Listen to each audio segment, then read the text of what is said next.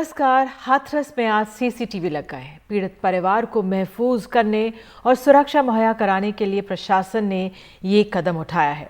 प्रशासन को उम्मीद है कि सीसीटीवी कैमरे वहां लग जाने से आने जाने वाले लोगों पर आसानी से नजर रखी जा सकेगी। कल ही सुप्रीम कोर्ट ने उत्तर प्रदेश सरकार से पूछा था कि पीड़ित परिवार और गवाहों की सुरक्षा के लिए क्या कदम उठाए गए हैं। परिवार का कहना रहा है कि वो अपनी सुरक्षा को लेकर चिंतित हैं। आइए सुनते हैं एसपी विनीत जायसवाल ने आज क्या कहा। एक सशस्त्र गार्ड लगाई गई है पुलिस की, और इसके अतिरिक्त 1.5 सेक्शन पीएसी परमानेंट तरीके से वहां पे कैंप कर रही है, जो 24 घंटे वहां ड्यूटीरत है। जो इस गांव का प्रवेश द्वार है वहां पे भी एक सशस्त्र पुलिस गार्ड 8 लोगों की तैनात की गई है, ताकि वहां पे भी जो है सतत दृष्टि रखी जा सके। इसके अतिरिक्त इस परिवार के प्रत्येक सदस्य को 2-2 शैडोज पुलिस की तरफ से दिए गए हैं, जो हमेशा इनके साथ रहेंगे, इनकी व्यक्तिगत सुरक्षा के लिए वो जिम्मेदार रहेंगे। इसके अतिरिक्त घर के चारों ओर बाहर की तरफ, ताकि वहां निगरानी रखी जा सके, कुल 8 सीसीटीवी कैमरे वहां पर लगाए गए हैं। मेरे साथ पीड़िता के भाई हैं, उनसे हम बात करते हैं। एसआईटी आपसे लगातार पूछताछ कर रही है, आज 6वीं बार पूछताछ हुई। क्या कुछ जानकारी आपसे एसआईटी की टीम ले रही है? हाँ, वही जानकारी ले रही है कि आपको कोई दिक्कत नहीं है, और कोई दिक्कत हो और कुछ परेशानी हो तो बताना। अच्छा, आरोपी ये भी कह रहे हैं कि जो संदीप का नाम ले रही है वो उनके भाई हैं, ऐसा भी कहा जा रहा है। नहीं, वो देखिए, मैं तो जो घटना हुई थी उस टाइम मैं यहाँ पर नहीं था। मैं तो गाजियाबाद में जॉब करता हूँ। मैं जिस टाइम घटना हुई थी मैं उस टाइम ड्यूटी में भी पहुँच चुका था। आपको बता दें, हाथरस कांड की जांच में लगी एसआईटी को और 10 दिन का समय मिल गया है। एसआईटी को आज रिपोर्ट सौंपनी थी, लेकिन अब उसने समय मांगा तो 16 अक्टूबर को अब देनी होगी। पीड़ित परिवार ने आज भी एसआईटी से उनसे मिलने पहुंची और जांच एजेंसी ने कुछ और लोगों के बयान भी लिए, साथ ही कुछ दस्तावेज भी लिए हैं और आरोपी पक्ष के 2 लोगों से भी बातचीत की है। तो आइए सीधे चलते अपने सहयोगी मुकेश सिंह सेंगर के पास। मुकेश, तो जांच के लिहाज से आज क्या क्या हुआ है हाथरस मामले में?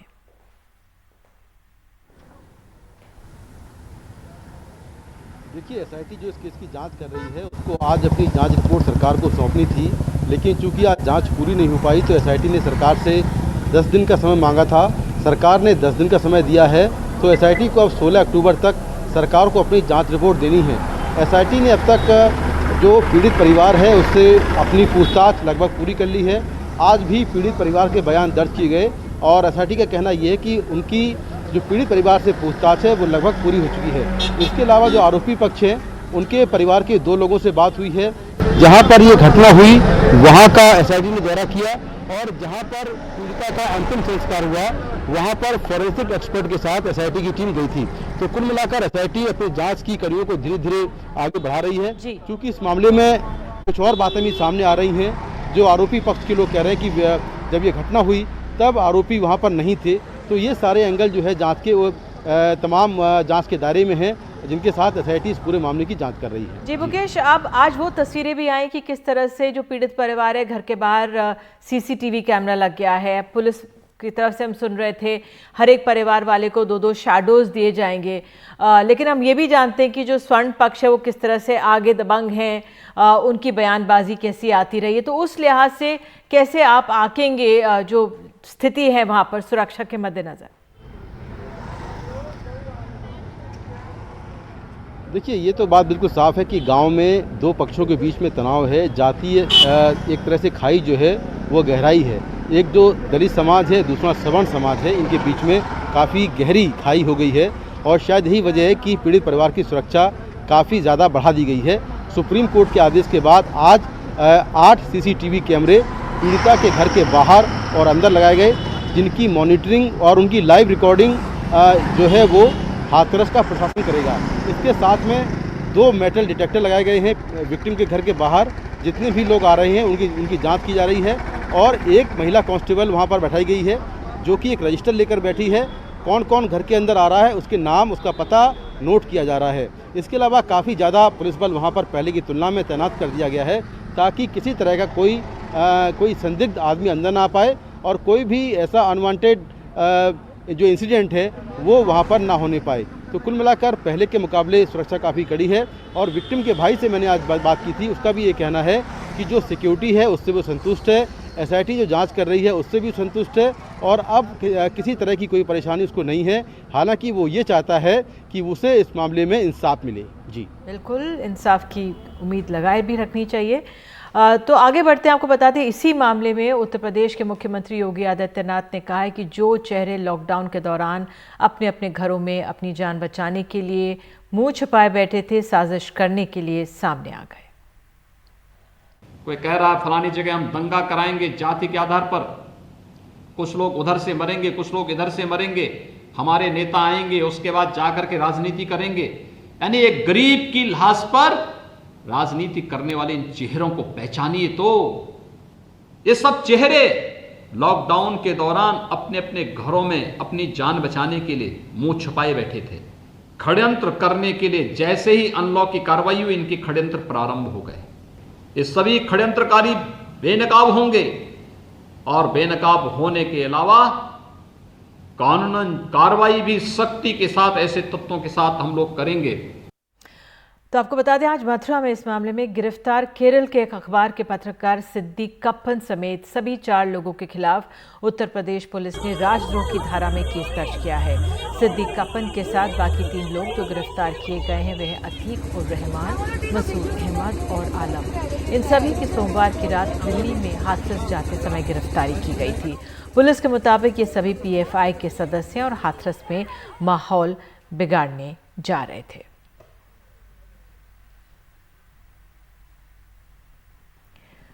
और आपको बता दें कि इस बीच इस खबर में एक और अहम एंगल आया है। इन तस्वीरों से हम हटते हैं, आगे बढ़ते हैं। इस बीच उत्तर प्रदेश पुलिस के सूत्र कॉल रिकॉर्ड्स के हवाले से बता रहे हैं कि आरोपी और पीड़िता के भाई के बीच 104 बार बात हुई। ये कॉल रिकॉर्ड्स पिछले साल अक्टूबर से लेकर इस साल मार्च के बीच के हैं। और हमारे सहयोगी सौरभ शुक्ला भी हाथरस में मौजूद हैं। सौरभ, अब इस तरह की जो सूत्रों के हवाले से जानकारी लीक की जा रही है, इसको कैसा देखा जाए?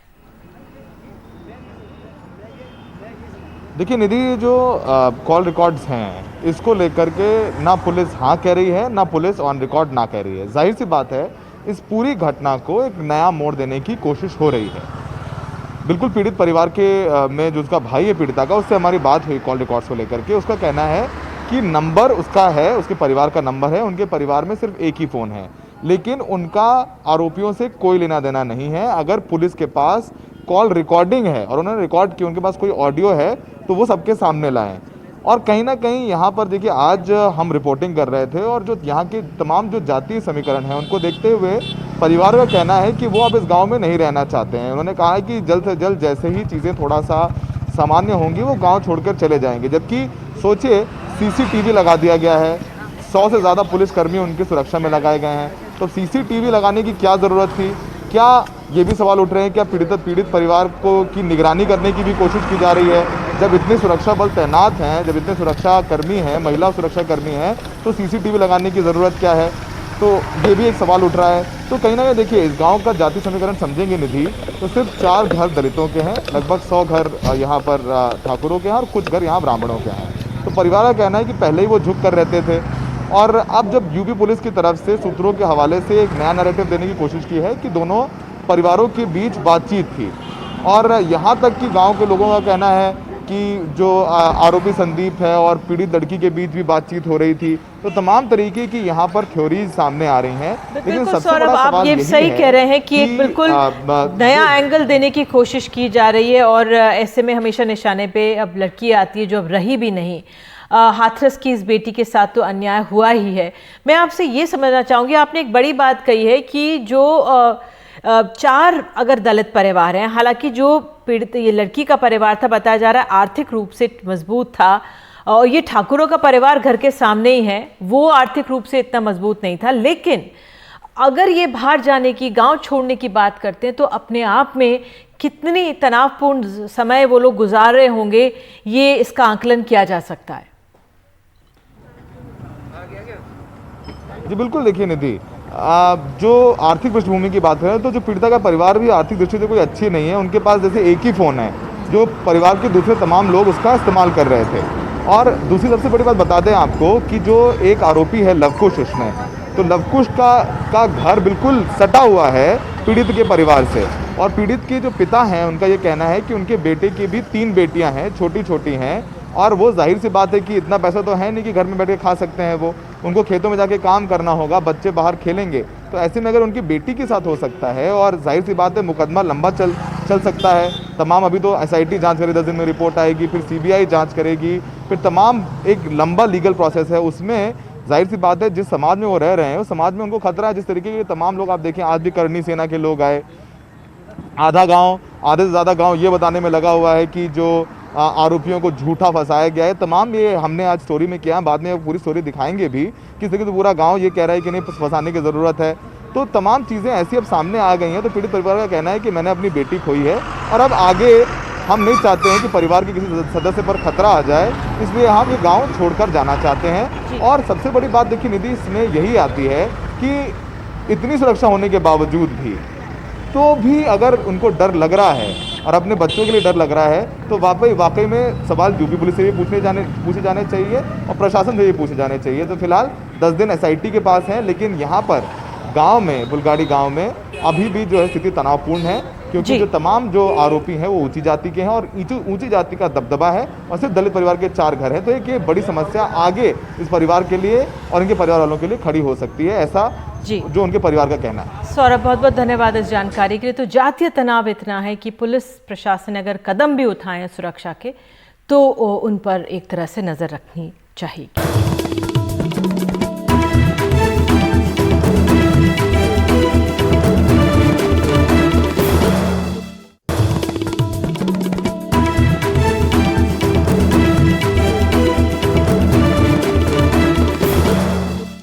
तो 28 दिन से जेल में बंद रिया चक्रवर्ती को बॉम्बे हाई कोर्ट ने जमानत दे दी है और शाम को वो भायखला जेल से बाहर निकली। कुछ ही समय पहले सैमुअल मिरांडा और दीपेश सावंत को भी बेल मिल गई। हालांकि उनके भाई शौविक चक्रवर्ती और बसित परिहार को जमानत नहीं मिली है। रिया को जमानत देते हुए कोर्ट ने साफ शब्दों में कहा कि रिया ने ऐसा कोई अपराध नहीं किया है जिससे प्रतिबंधित ड्रग्स का कारोबारी इस्तेमाल हुआ हो। रिया ड्रग्स डीलर की किसी चेन का हिस्सा नहीं है।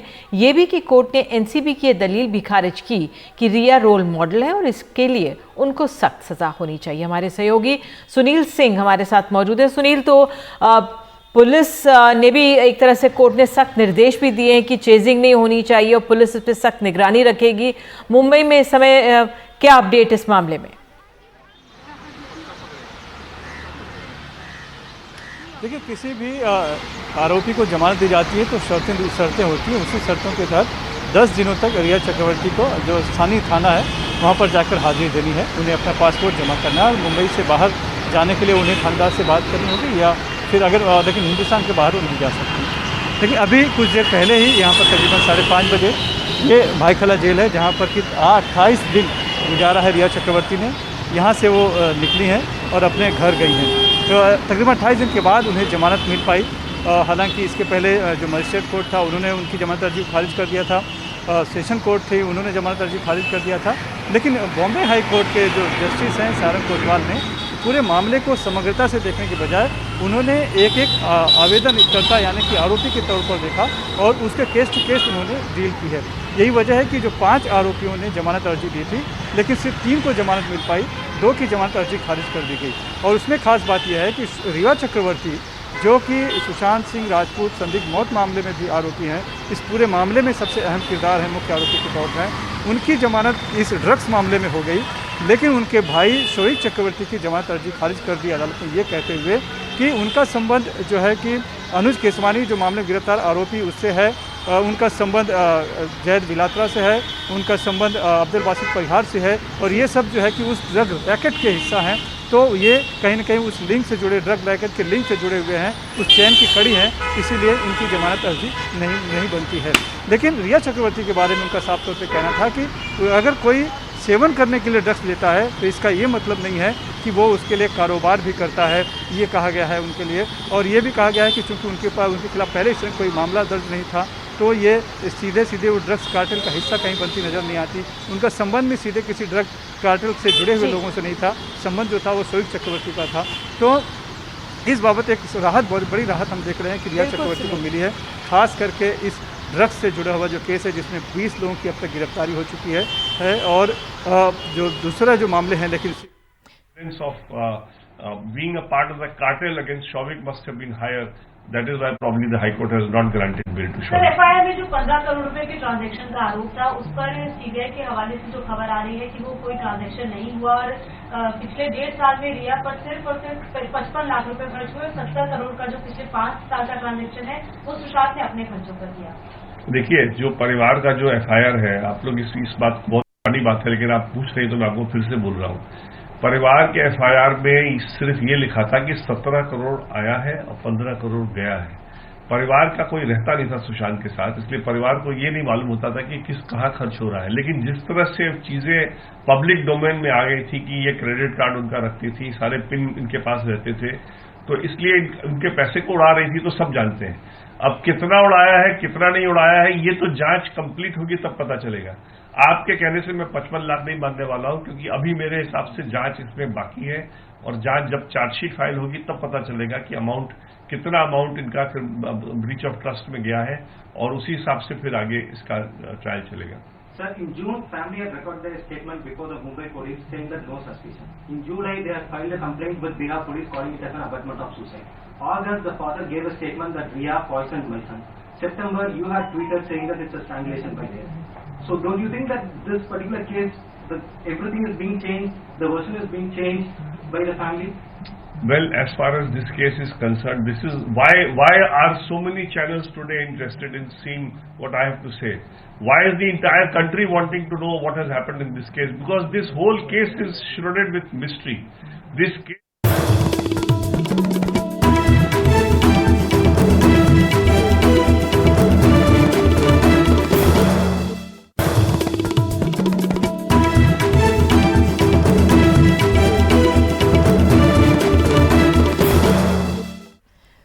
सुप्रीम कोर्ट ने शाहीन बाग में चलने वाले धरने प्रदर्शन पर आज अहम फैसला सुनाते हुए कहा है कि सार्वजनिक स्थानों पर अनिश्चित काल के लिए ऐसा कब्जा नहीं किया जा सकता। ऐसे हालात में अधिकारियों को कार्रवाई करनी चाहिए, लेकिन जिम्मेदारी से। दिल्ली के शाहीन बाग में नागरिकता कानून के विरोध में सड़क पर 100 दिन से ज्यादा चला धरना। अब सुप्रीम कोर्ट ने कहा है कि सड़क घेर कर ऐसे प्रदर्शन स्वीकार्य नहीं है और अधिकारियों को कार्रवाई करनी चाहिए। जस्टिस संजय किशन कौल, जस्टिस अनिरुद्ध बोस और जस्टिस कृष्ण मुरारी की बेंच ने कहा कि विरोध प्रदर्शन के अधिकार और लोगों के आने जाने के अधिकार के बीच संतुलन जरूरी है। सार्वजनिक स्थानों पर अनिश्चितकाल तक कब्जा नहीं किया जा सकता, चाहे वह शाहीन बाग में हो या कहीं और। विरोध प्रदर्शन सिर्फ निर्धारित स्थान पर ही हो सकता है। प्रशासन को ऐसे स्थानों को अवरोधों से मुक्त रखना होगा, लेकिन अधिकारियों को किस तरीके से कार्य करना है यह उनकी जिम्मेदारी है। अदालत के कंधे की प्रतीक्षा नहीं करनी चाहिए। माननीय सुप्रीम कोर्ट ने कहा है कि पब्लिक रोड को ब्लॉक नहीं किया जा सकता, प्रदर्शन के नाम पर दूसरे लोगों को परेशानी नहीं पहुंचाई जा सकती। माननीय सुप्रीम कोर्ट ने यह भी कहा है कि प्रशासन अपने रवैये में ढीला रहा है और प्रशासन को त्वरित कार्रवाई करनी चाहिए थी और इस तरह धरना प्रदर्शन की इजाज़त नहीं दी जानी चाहिए और पब्लिक रोड को किसी सूरत में ब्लॉक नहीं किया जा सकता। शाहीन बाग का आंदोलन कोरोना की वजह से 24 मार्च को खत्म हो गया, लेकिन इसने देश भर में प्रतिक्रिया पैदा की। हालांकि स्थानीय दुकानदारों को इसकी भारी कीमत चुकानी पड़ी। अंदाज़ा एक्चुअली मैंने खुद कोई सर्वे नहीं किया है, लेकिन ये जो 200 के करीब दुकानें हैं, सारे ब्रांडेड शोरूम हैं, यहाँ पे काफ़ी बड़ा नुकसान हुआ है इसका। हम कहने से आप खुद अंदाज़ा लगा सकते हैं। हाँ, करोड़ों में कह सकते हैं। इसी आंदोलन से उभरी शाहीन बाग की दादी बिल्किस को द टाइम ने दुनिया की 100 सबसे महत्वपूर्ण शख्सियतों में शुमार किया। लोग मानते हैं कि सरकार के रवैये की वजह से आंदोलन इतना लंबा चला। किसी भी लॉ में नहीं है कि अपने राइट के लिए हम कोई प्रोटेस्ट ना करें। ये प्रोटेस्ट करना हमारा लाजमी है। किसी भी लॉ में देखें, जो वकील हमारे जज ने जो भी सुप्रीम कोर्ट से ऑर्डर आया है, ये उनकी मर्जी है, उन्होंने जो भी प्रोटेस्ट किया, लेकिन हमको यहाँ पर रोड पे बिठाया किसने था? अगर उनको उठाना था हमको, अगर उनको मुझे उठाना तो फर्स्ट सेकंड उठा सकते थे, यहाँ पूरी उनकी फोर्स लगी हुई थी, वो उठा सकते थे हमको। उन्होंने इतना लंबा चांस बैठने को परमिशन क्यों दिया हमको? बहरहाल सुप्रीम कोर्ट ने अब देश भर में विरोध प्रदर्शनों के लिए लक्ष्मण रेखा तय कर दी है। सुप्रीम कोर्ट का यह फैसला कई मायनों में काफ़ी अहम है और इस फैसले का असर दूर तक जाएगा। इस फैसले में सुप्रीम कोर्ट ने विरोध के अधिकार और आने जाने के अधिकार को संतुलित तो किया ही है, साथ ही साथ पुलिस प्रशासन को ये इशारा भी किया है कि ऐसे मामलों में वो खुद फैसला ले, ना कि सुप्रीम कोर्ट या किसी अदालत के आदेशों का इंतजार करे। नई दिल्ली से सुकीर्ति द्विवेदी के साथ आशीष भार्गव, एनडीटीवी इंडिया। एक छोटा सा ब्रेक लेते हैं। ब्रेक के बाद बताएंगे आपको कि कोरोना संक्रमण से ठीक होने के बाद भी आपको लापरवाही नहीं बरतनी चाहिए, सावधानी बरतें। क्यों? एक ब्रेक के बाद।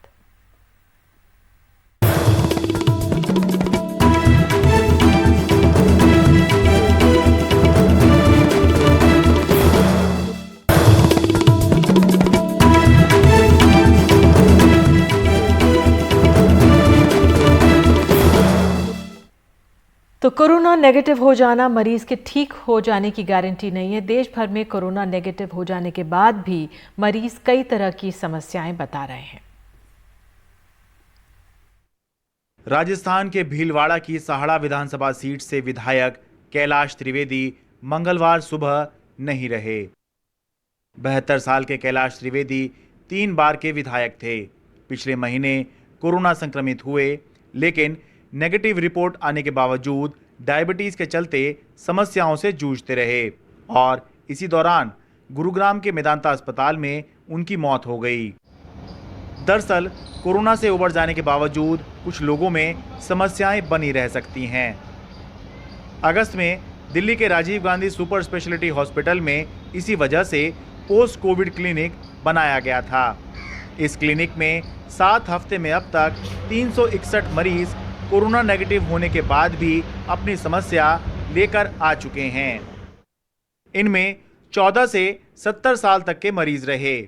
25 से 30% मरीजों ने बेचैनी, घबराहट, डर, नींद और भूख कम लगना, अवसाद, उदासी और काम में ध्यान ना लगने की शिकायत की। 30 से 40% लोगों ने थकान और बदन दर्द की शिकायत की। 20 से 25% लोगों ने सांस लेने में समस्या बताई।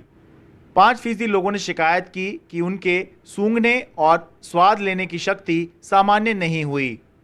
8% लोगों ने पेट दर्द और दस्त की शिकायत की। इसमें अब तक लगभग 361 पेशेंट हमें दिखा चुके हैं। इसमें से है लगभग 25% के पेशेंट आसपास हैं जिनको न्यूरोसाइकेट्रिक प्रॉब्लम्स हैं। अच्छा। बॉडी है माइल्डिया की, इससे भी ज़्यादा है परसेंटेज।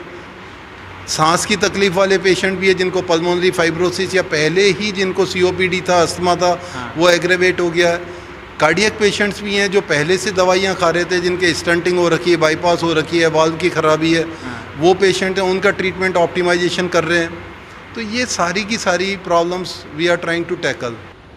पोस्ट कोविड क्लिनिक के न्यूरोसाइकेट्रिस्ट बताते हैं कि कुछ मामलों में रह रहकर सांस फूलने की समस्या देखी गई, जबकि उनका ऑक्सीजन लेवल नापने पर सामान्य होता है।